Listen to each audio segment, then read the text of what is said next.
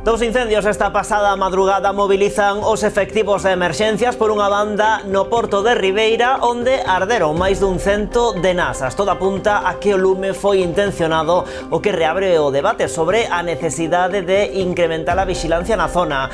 Pola outra, en Pontevedra, nunha casa ocupada da Rúa da Santiña. Ali viven dúas persoas en teito, pero non houbo que lamentar feridos. Que tal, saudos? O Plan Social de Ence beneficiará na súa quinta edición a preto de 300 proxectos de Pontevedra e a súa contorna. Como en anos anteriores, nesta convocatoria a empresa repartirá entre estas iniciativas un total de 3 millóns de euros. Son proxectos relacionados coa promoción do deporte de base e de elite, coa educación e a cultura, coa inclusión social, coa recuperación e coidado da contorna e co emprendemento e innovación. O Goberno de Boiro chegou a acordo co Comité de Empresa para a modificación da relación de postos de traballo. A nova RPT inclúe a actualización salarial de todos os traballadores, a que se destinará preto d'1 millón de euros. A nova proposta deberá ser ratificada en pleno. A Plataforma en Defensa da Sanidade Pública continúa coa súa recollida de sinaturas para evitar que o aparcadoiro do Gran Montecelo sexa de pago. Esta mañá instalaron a súa mesa informativa fronte ao Hospital Provincial en Pontevedra. Dende o colectivo animaron a veciñanza a sumarse á campaña contra unha decisión que, segundo aseguran, hipoteca o futuro da área sanitaria. Mabel Lozano súmase aos actos do 8M no Salnés. A escritora e directora de cine documental e gañadora de 2 premios Goya participará nun coloquio en Cambados. Trátase dunha das propostas que se inclúen no programa que deseñou o CIM da Mancomunidade do Salnés para este 8 de marzo. Outra das propostas a ter en conta é o obradoiro Espellos íntimos arredor da maternidade e os cuidados que se vai celebrar en Ribadumia. E hoxe nas novas tamén falaremos de boxeo. Noia celebra este sábado a terceira edición do Memorial Tono da Silva. A cita vai ter lugar nos locais da Sociedade Liceo a partir das 6:30 da tarde. A velada incluirá varios combates de púxiles locais, entre eles Silvestre Gómez, que debuta no boxeo profesional. Con todo isto e moito máis, arrancamos. Están vendo as novas do día en Canal Rías Baixas.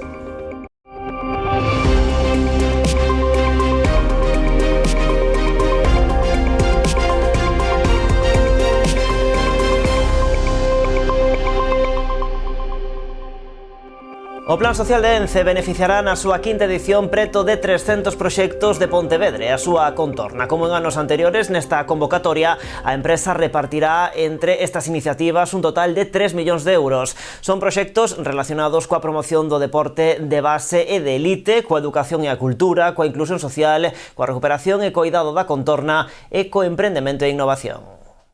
286 proxectos de entidades de Pontevedra e da súa contorna son os beneficiados na convocatoria de 2024 do Plan Social de Ence. Entre eles repartiránse 3 millóns de euros. É un esforzo que ademais facemos convencidos de que con este proxecto vamos a axudar a mellorar a calidade de vida e tamén, en función da área da que estemos falando, tamén a xerar oportunidades en todo o noso entorno. Nesta convocatoria a quinta do plan presentáronse 495 proxectos. Foi unha consultora especializada encargada de analizar cada unha das solicitudes para escoller finalmente as beneficiadas. As iniciativas recibirán unha contía máxima de 60.000 euros.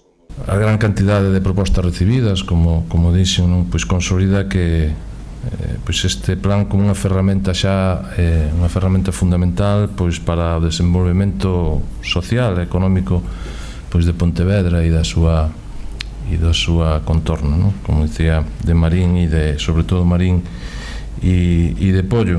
A área de actuación con maior número de candidaturas foi a de promoción do deporte de base e elite, con 116. Séguenlle Educación e Cultura, con 57 proxectos, Inclusión Social, con 48, Recuperación e Coidado do Entorno, con 45, e Emprendemento e Innovación, con 21 iniciativas seleccionadas. Seguiremos apostando por polo apoio á sociedade, seguiremos apostando pola sostibilidade e seguiremos apostando polo desenvolvemento das áreas onde traballamos. Segundo explican dende Ence, hoxe mesmo comezaron a enviar as comunicacións relativas ao plan social aos proxectos seleccionados.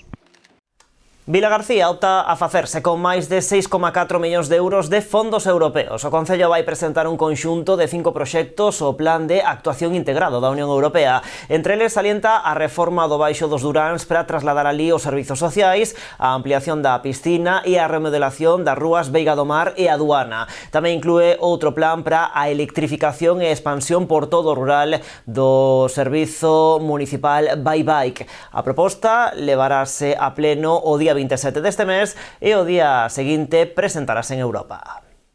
O Concello de Vilagarcía asegura ter os deberes feitos e todo a punto para facerse con novos fondos europeos para a cidade. Pretenden levar a cabo proxectos por 6,4 millóns de euros a través do Plan de Actuación Integrado. Esta convocatoria ten a peculiaridade de que sí que, así como anterior, tiñamos que poñer o 20% dos fondos. Nesta, os fondos europeos son o 80% e nesta son o 60%. É dicir, nós temos que aportar un 40%, pero sí é certo que te abren a posibilidade tamén de pedir máis fondos, que poderíamos pedir ata 15 millóns de euros. En concreto, son 5 proxectos os que Rabella quer levar adiante, ademais da reforma da Rúa Veiga do Mar en Vilaxoán por uns 900.000 euros e a Rúa Aduana en Carril por outros 800.000, salienta o proxecto de posta a punto do Baixo dos Duráns onde se van instalar os servizos sociais. O orzamento estimado neste caso é de 900.000 euros. Compramos un baixo nos Duráns para este departamento e agora o que imos facer é a rehabilitación integral deste baixo con estes fondos. Xa sei que temos tamén un anteproxecto. Decir que evidentemente se valora moitísimo, é un punto moi importante que os proxectos sexan proxectos xa maduros ou que por lo menos estén iniciados. Como tamén está maduro, din, o proxecto de ampliación da piscina municipal a piques de saír a licitación. Neste caso calculan un investimento de máis de 3 millóns de euros. O paquete complétase con outro proxecto para o fomento da mobilidade sostible. Trátase da expansión do servizo Bike. Xa se pediu en diversas ocasións, tanto por todos os grupos municipais cada vez que sae a colación o tema das ciclovías ou ben o tema de Bike, e ao levar o Bike ao rural e a súa electrificación en todo o ámbito municipal. E ademais de ser evidentemente unha das patas que pide Europa, que é a mobilidade sostible e ter unha cidade libre de hidrocarburos. A proposta de financiación levarase ao vindeiro pleno o día 17 deste mes e o día seguinte, o 28, presentarase en Europa, que terá 6 meses para responder. E o Goberno de Boiro chegou a acordo co Comité de Empresa para a modificación da relación de postos de traballo. A nova RTP inclúe a actualización salarial de todos os traballadores a que se destinará preto d'1 millón de euros. Tras ano e medio de negociacións, o Executivo de Boiro chegou a un acordo cos traballadores para a modificación da RPT.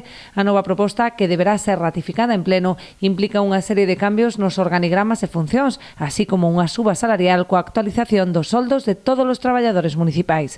O Concello destinará 1 millón de euros para facer fronte a este incremento. Non solamente é a parte económica, que entendo que é unha das máis importantes, porque 20 anos sin subir o salario é algo moi importante, pero tamén valorando os servicios que dende o Concello lle prestamos aos veciños e ás veciñas de Boiro, e para poder prestar ese servicio, como non, necesitamos dos traballadores e as traballadoras municipais.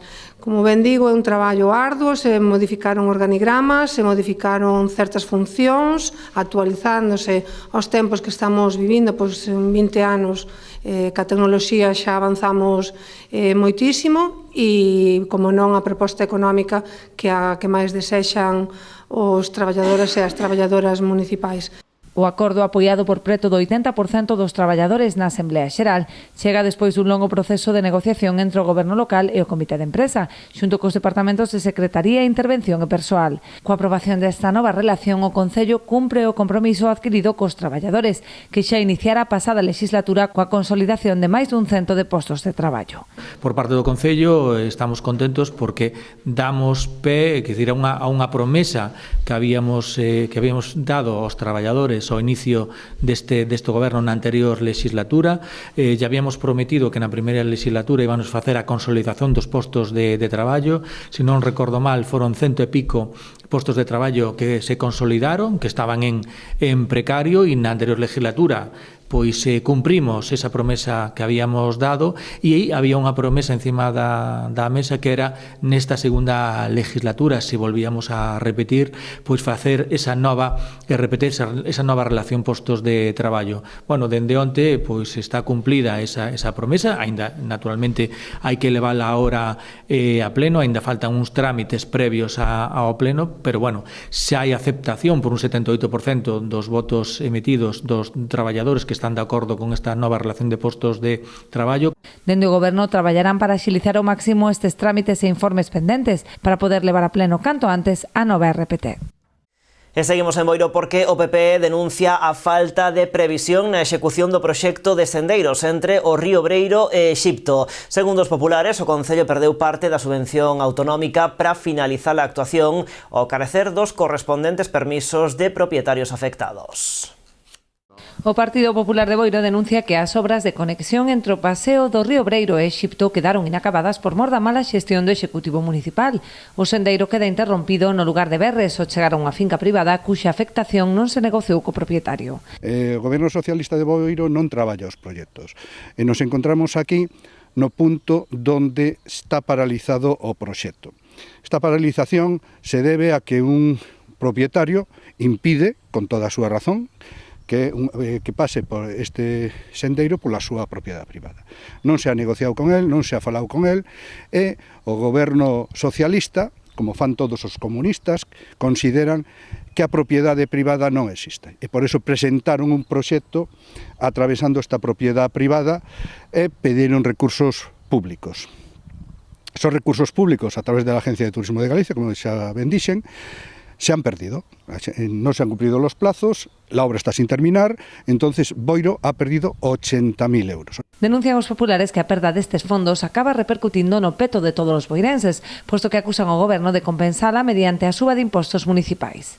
E como se paga isto? Pois se paga con fondos propios. Se pagan ca subida do IBI, ca subida dos distintas tasas e impostos deste Concello. A súa incompetencia a pagamos todos os boirenses. Xa vai sendo hora de que o señor Martiño asuma a súa responsabilidade, porque o que non pode ser é que cada vez que haya un proxecto en Boiro, unha obra en Boiro, deste goberno socialista, se acabe perdendo dinheiro. Se non é por sobrecostes, é por unha mala ejecución, ou simplemente porque se perten cartos, porque os proxectos non están traballados, porque non se traballa, só se pensa en as festas e só se pensa en tirar para adiante e chegar como sea a seguinte legislatura. Dende o PP entenden que antes de aprobar o proxecto e concorrer a axudas públicas debería terse negociado cos propietarios de terreos para garantir a súa correcta execución.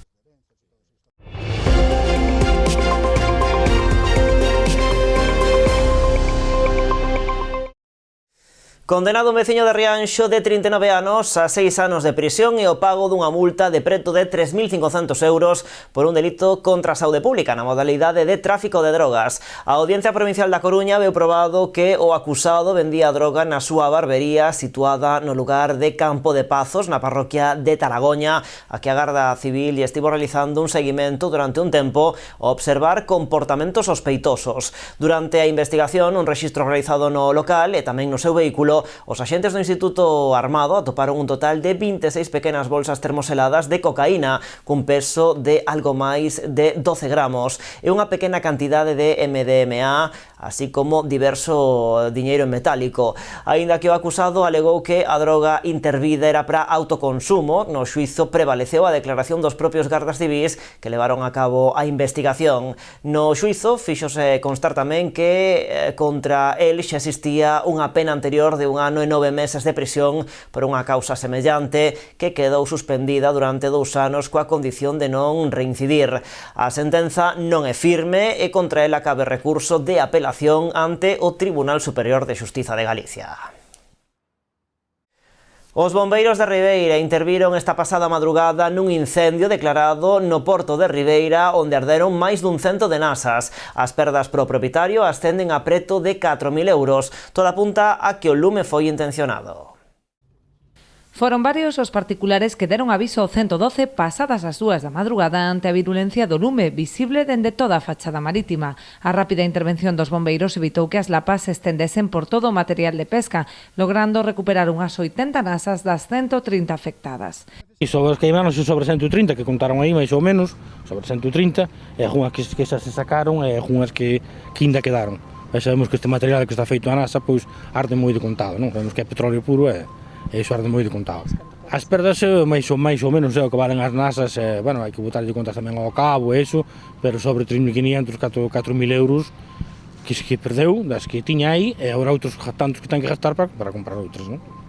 Ata a zona desplazáronse tamén efectivos da Policía Local e Nacional que colaboraron cos bombeiros no operativo. Traballan agora na investigación dos feitos ante a sospeita de que o incendio puidera ser intencionado. Aquí xa estuvo a Policía tamén, estuvo de noite, estuveron ao parque estuveron apagando o incendio, a Policía Local, a Policía Nacional, pero claro, o que hai que saber agora é que a investigación van a levar eles a ver que foi o que sucedeu e con este incendio logo, non? Porque sabemos que con unha colilla ou con un petillo é ás 2 da mañán que iso é casi imposible que hubiera sucedido. Eso que non arde con eso, aquí tuvo que ser intencionado de alguma maneira. Este novo suceso volve dar a razón aos usuarios do porto sobre a necesidade de incrementar a vixilancia. Dende a confraría levan anos demandando o peche dos accesos e a contratación de persoal na quenda de noite para evitar roubos e actos vandálicos como o que vende a acontecer. E xa levamos tempo reclamando e dicindo o que temos que facer. Agora, aquí, as outras máis, nós como mariñeiros non temos máis poder, é o que temos, é o que vimos reivindicando, o que vimos reclamando. E estuvemos reclamando cierres e cerramos as portas dos pantaláns, pero sabemos que este puerto está aberto ao público a todo o mundo, non somos capaces de protegelo, é inviable. Estuvemos aí co tema da xabola que xa había personas ocupas, hubo de todo, e aquí nos roubos, hubo atos vandálicos. É sufocado un incendio que se declarou esta madrugada nunha casa da Rúa da Santiña, en Pontevedra. O primeiro conato produciuse ao redor das 2:30 da mañá, pero foron os propios residentes, 2 persoas en teito, os que frearon o avance das lapas que se declararon nunha das habitacións do inmoble. Ao redor das 7 da mañá, o lume reavivouse e xa foi necesaria a intervención dos bombeiros da cidade. Cando chegaron os efectivos, descubriron que había unha persoa dormindo no interior da habitación e que a porta estaba pechada. Finalmente puideron desaloxalas sen que sufrira ningún dano e só se rexistraron perdas materiais. Mais asuntos, a Plataforma en Defensa da Sanidade Pública continúa coa súa recollida de sinaturas para evitar que o aparcadoiro do Gran Montecelo sexa de pago. Esta mañá instalaron a súa mesa informativa fronte ao Hospital Provincial en Pontevedra. Dende o colectivo animaron a veciñanza a sumarse á campaña contra unha decisión que, segundo aseguran, hipoteca o futuro da área sanitaria. A Plataforma en Defensa da Sanidade Pública busca a complicidade da veciñanza para evitar que o aparcadoiro do Gran Montecelo sexa finalmente de pago. Normalmente as familias turnanse e normalmente cada un colle un coche diferente porque ten as súas situacións, entón o truco está aí, son 8 e xa se ergan de noite tamén 8, por iso nós dicíamos os 24 euros. E despois xa o que é de xulgado de guardia é dicir que a primeira media hora é gratis, cando o propio estudio deles, de que fixo a empresa que contratou a Xunta, di claramente que a media de espera, se vas a ver se non quedas ingresado, son 3 horas. Entón, como mínimo, son 3 euros. Como xa anunciaran hoxe, puxeron en marcha a súa campaña de recollida de sinaturas. Instaláronse as portas do Hospital Provincial en Pontevedra, animando os veciños a asinar e informándolles dos plans do Sergas para este aparcadoiro. Isto é un capricho que ten o Sergas na construción dos aparcadoiros dos hospitais.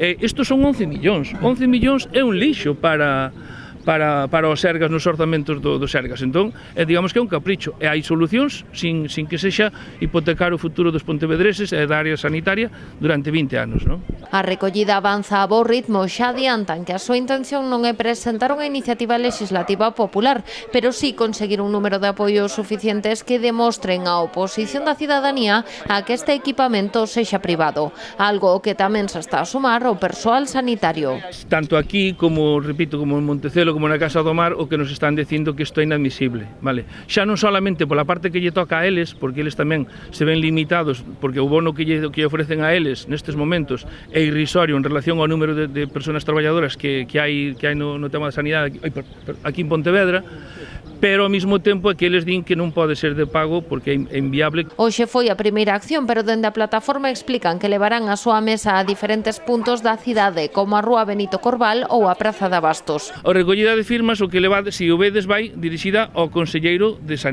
Sanidade, neste caso Sergas. Claro que sí, o que pasa é que se vemos que temos un apoio grande, seguro que vai haber máis cousas.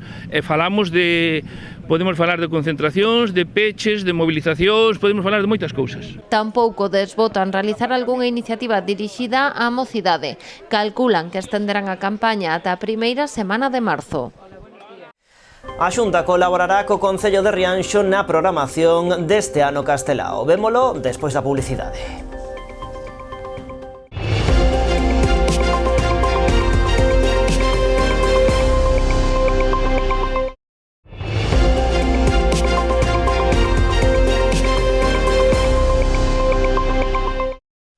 Aquí continuamos nas novas en Canal Rías Baixas. A Xunta inicia os traballos de restauración fluvial da bacía do río Umia.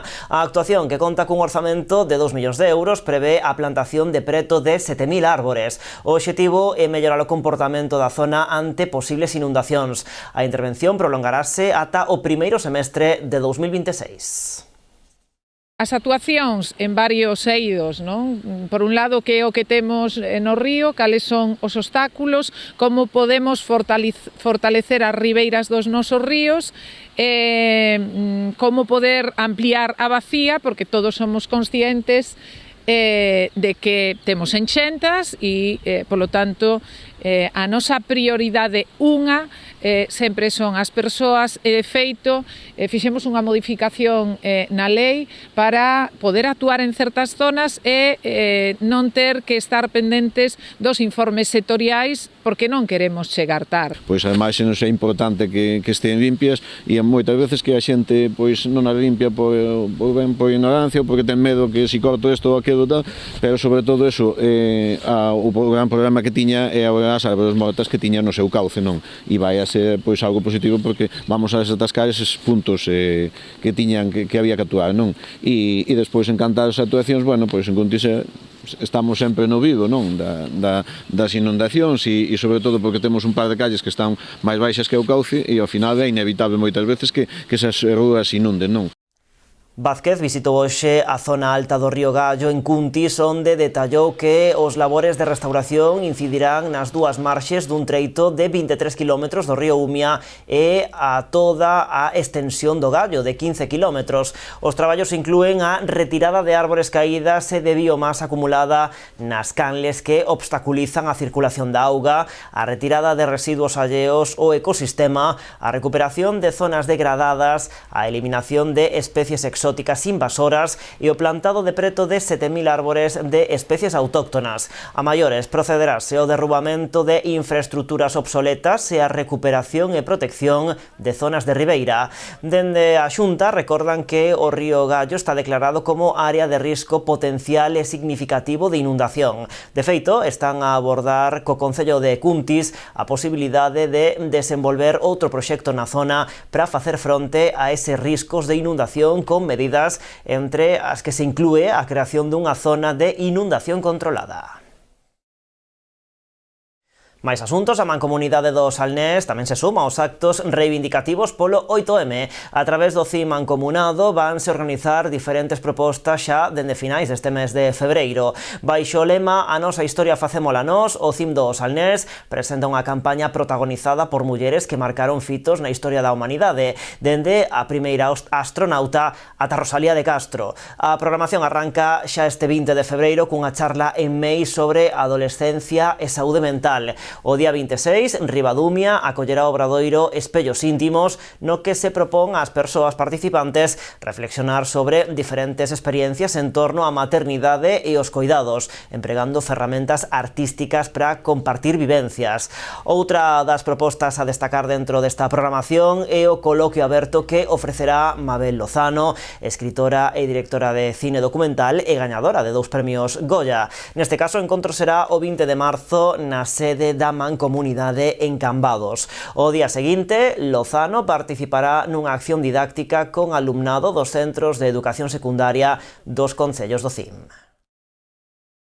Ela ten un Goya por biografía del cadáver de unha mujer e outro Goya pola curta Aba. Mesmamente, nos pasados premios Goya estivo nominada nunha produción de unha galega, de Chelo Loureiro, nominada, non gañou o Goya por Lola Lolita Lola, pero é unha muller moi referente, que efectivamente nun ámbito como os documentales se ten visibilizado enormemente e ademais fai un cine social que interactúa moi ben co público, e que entra de cheo con unha perspectiva feminista nos ámbitos que queremos tratar. Así que con ela, o día 20, teremos aquí nesta mesma sala un encontro con cargos institucionais, entidades, aberto á cidadanía, quero que quede ben claro.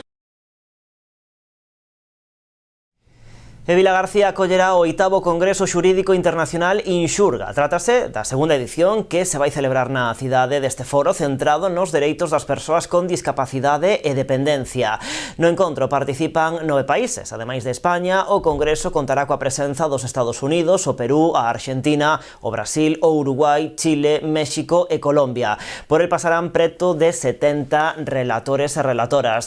Este ano as xornadas levan por título unha aposta sólida por un futuro inclusivo. Ademais, os servizos sociais de Vilagarcía protagonizarán tamén un relatorio centrado no plan de prevención comunitario que se levou a cabo durante a pandemia da COVID-19 no Concello polo apoio que supuxo para as persoas máis vulnerables.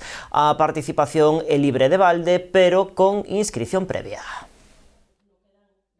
Os temas, como sempre, un grosso importante, educación inclusiva, tanto a nivel nacional como internacional, a visión internacional e tamén de España. Por outro lado, outro grosso importante, o sinfogarismo, que nos pareceu interesante este ano facer bastantes relatorios sobre eso, sinfogarismo e políticas públicas. Outro grosso que vai de accesibilidade e outras miradas. E, por último, dereitos das persoas con discapacidade así en xeral. Por que metemos este plan neste congreso? Porque tivo un impacto moi importante respecto ao capital social que se xenerou para poder apoiar as persoas máis vulnerables. O plan frente ao COVID abarcou moitos aspectos, pero sí que unha das liñas que tiña moi específicas era a protección das persoas máis vulnerables, non? Entre elas, as persoas en situación de sinfogarismo.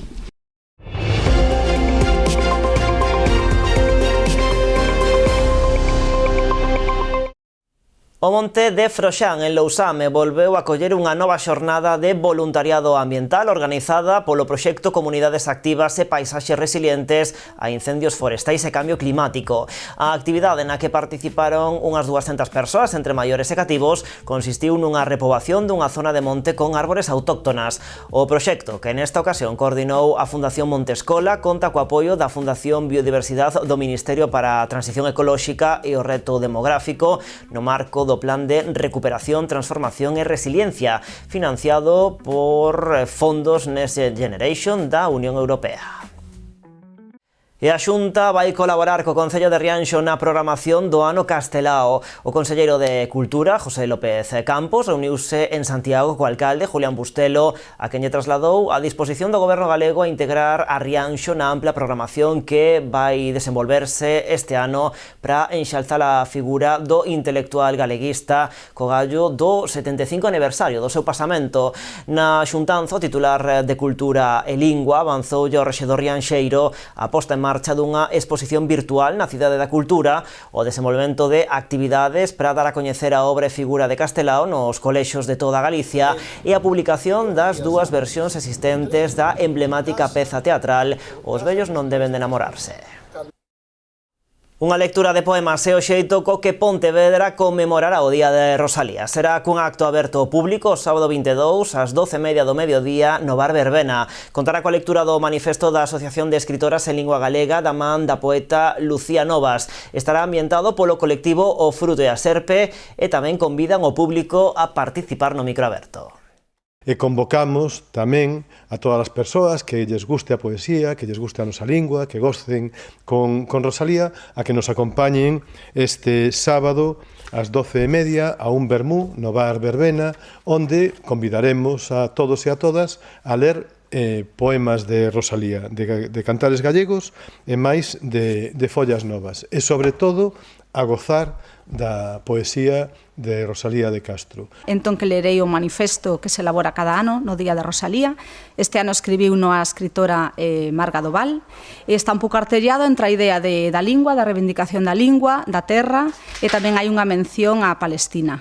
Este ano imos facer algo máis simbólico a través da unión de Rosalía coa natureza. Entón imos como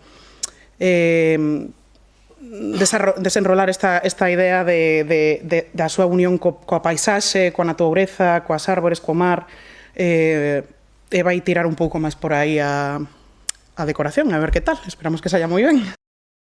E agora falamos de boxeo. Noia celebra este sábado a terceira edición do Memorial Tono da Silva, organizado polo Club SKT. A cita vai ter lugar nos locais da Sociedade Liceo a partir das 6:30 da tarde. O Club SKT de Noia, en colaboración co Concello, organiza a terceira edición do Memorial Tono da Silva, co que pretenden homenaxear a figura dun dos fundadores do club, impulsor do boxeo na localidade. A velada desenvolverase este vindeiro sábado nas instalacións da Sociedade Liceo a partir das 6:30 da tarde. Esta velada de boxeo vai se celebrar o día 22 de febreiro, sábado, a partir das 6:30 na Sociedade Liceo de Noia. Esperamos estar á altura, que a xente este cómoda, que este a gusto e encantados de poder colaborar un ano máis neste memorial a unha persona moi querida na nosa vila e que fixo tanto polo deporte a promoción dos xóvenes e non tan xóvenes para este deporte como é o boxeo. Ese día subirán ao cuadrilátero numerosos boxeadores locais, con distintos combates, entre eles 2 títulos en xogo de neoprofesionais, boxeo feminino e o agardado debut de Silvestre Gómez, que se estrea no boxeo profesional. E traemos unha velada moi completa, traemos unha velada con 2 títulos neoprofesionales. Tenemos 2 combates neoprofesionales y todos nuestros pequeños que van a pelear, que porque son pequeños son unos fuera de serie. Y después el debut de aquí de Silvestre Gómez, que va a profesional, y tenemos un proyecto muy bueno a largo plazo. Tenemos un proyecto bueno que ya estamos hablando con los promotores. Mi debut profesional en el boxeo, que voy a ser, es un orgullo poder hacerlo aquí en Noia, en mi pueblo. Al ser el primer boxeador profesional que hubo en este pueblo. Venimos muy preparados para esta pelea y ahora vamos a montar una carrera con Quillo, gracias al promotor y todo, y vamos a por todas. As entradas xa se poden adquirir de xeito anticipado nos locais colaboradores coa velada, cun prezo anticipado de 10 euros. Pois así rematamos, máis en canalriasbaixas.com e tamén nas nosas redes sociais. De contado chega o programa Falemos. Como sempre, graciñas por estaren aí.